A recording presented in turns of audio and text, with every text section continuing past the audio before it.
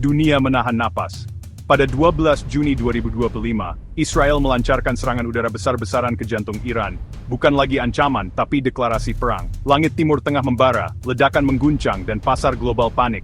Fasilitas nuklir Iran seperti Natanz dan Fordow jadi target utama, menandai babak baru konflik. Di Iran, sirene meraung, warga panik, korban berjatuhan. Di Israel, kecemasan melanda, menanti balasan Iran. Ini bukan sekadar konflik regional, dua kekuatan besar, didukung sekutu dan teknologi canggih, saling berhadapan. Dunia bertanya, apakah ini awal perang besar? Akankah Amerika Serikat terseret? Apa dampaknya bagi kita di Indonesia? Semua menanti, cemas, di tengah babak baru sejarah yang membara. Dini hari, jet tempur Israel meluncur dalam Operation Rising Lion, menargetkan fasilitas nuklir Iran. Natanz dan Fordow dihantam bom penembus bunker, diikuti serangan siber yang melumpuhkan pertahanan Iran. Dalam hitungan jam, infrastruktur vital Iran rusak parah, korban jiwa puluhan, ratusan luka-luka. Iran langsung membalas rudal balistik meluncur ke Tel Aviv, Yerusalem, dan Haifa. Iron Dome Israel bekerja keras, tapi beberapa rudal lolos, menimbulkan korban sipil. Dunia menyaksikan dua musuh bebuyutan saling serang secara terbuka, bukan lagi perang bayangan. Eskalasi ini menandai titik balik berbahaya dalam sejarah permusuhan mereka. Setiap ledakan menghancurkan harapan perdamaian di kawasan yang rapuh. Detik-detik itu mengubah segalanya. Permusuhan Israel-Iran berakar sejak Revolusi Islam 1979. Iran mendanai kelompok militan di sekitar Israel, menciptakan ancaman nyata di perbatasan. Selama bertahun-tahun, konflik terjadi lewat perang bayangan, operasi rahasia, serangan siber, dan proksi. Ketegangan memuncak karena program nuklir Iran, yang dianggap Israel sebagai ancaman eksistensial. Israel tak percaya klaim damai Iran, khawatir senjata nuklir jatuh ke tangan musuh bebuyutan. Diplomasi gagal, perjanjian nuklir goyah, dan Israel merasa waktu hampir habis. Serangan ini jadi pilihan terakhir untuk mencegah ancaman nuklir. Inilah kulminasi frustrasi dan kegagalan diplomasi. Isu nuklir jadi pusat badai konflik. Iran bersikeras programnya damai, tapi kerahasiaan dan penolakan inspeksi menimbulkan kecurigaan.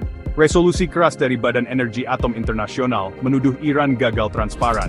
Israel melihat ini sebagai bukti niat Iran mengejar senjata nuklir. Iran justru meningkatkan pengayaan uranium, mempercepat ancaman. Diplomasi gagal, sanksi tak mempan, dan jalur damai tertutup. Israel memilih aksi militer, meski risikonya perang besar. Dunia bereaksi cepat. PBB, Amerika, Eropa, dan negara Teluk menyerukan deeskalasi. PBB gelar pertemuan darurat, tapi banyak yang skeptis akan hasilnya. Amerika Serikat menyerukan ketenangan, namun langkah evakuasi staf sebelumnya dinilai sebagai lampu hijau diam-diam bagi Israel. Uni Eropa menawarkan mediasi, tapi pengaruhnya terbatas. Negara Teluk siaga, khawatir konflik meluas ke wilayah mereka. Rusia dan Tiongkok mengutuk Israel, memperingatkan konsekuensi global. Dunia terbelah, seruan damai tenggelam di tengah manuver politik. Setiap negara menjaga kepentingannya, sementara perang terus mengancam. Serangan Israel-Iran langsung mengguncang ekonomi global. Harga minyak melonjak lebih dari 15% dalam hitungan jam. Pasar panik akan gangguan pasokan dari Timur Tengah. Iran mengancam Selat Hormuz, jalur vital sepertiga minyak dunia. Penutupan selat bisa picu krisis energi global. Harga minyak dan biaya operasional meroket. Pasar saham anjlok, investor beralih ke aset aman. Ketidakpastian melumpuhkan investasi dan perdagangan global. Efek domino terasa hingga ke seluruh dunia.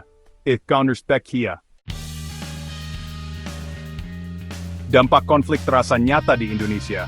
Ancaman kenaikan harga BBM.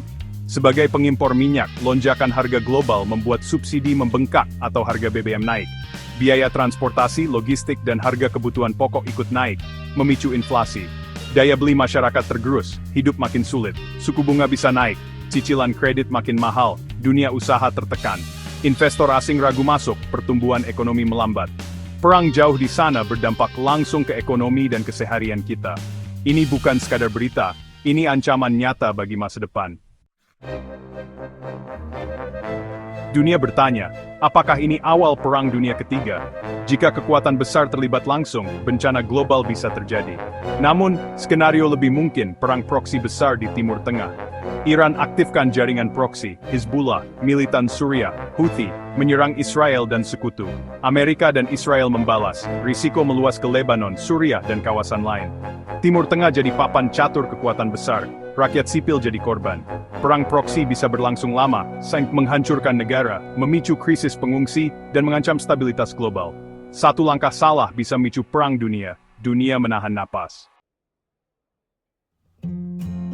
Di tengah krisis, kita tak boleh apatis. Langkah pertama, peduli dan cari informasi akurat, hindari hoax dan propaganda, pahami kompleksitas konflik, jangan terjebak narasi hitam putih. Diskusi cerdas di lingkungan kita bisa membangun kesadaran kolektif. Tekanan publik penting agar pemimpin mencari solusi damai. Indonesia bisa berperan aktif di diplomasi global, menyerukan deeskalasi dan dialog. Suara kita, meski kecil, bisa jadi kekuatan untuk perdamaian. Mari jadikan krisis ini momen refleksi. Perdamaian harus diperjuangkan bersama.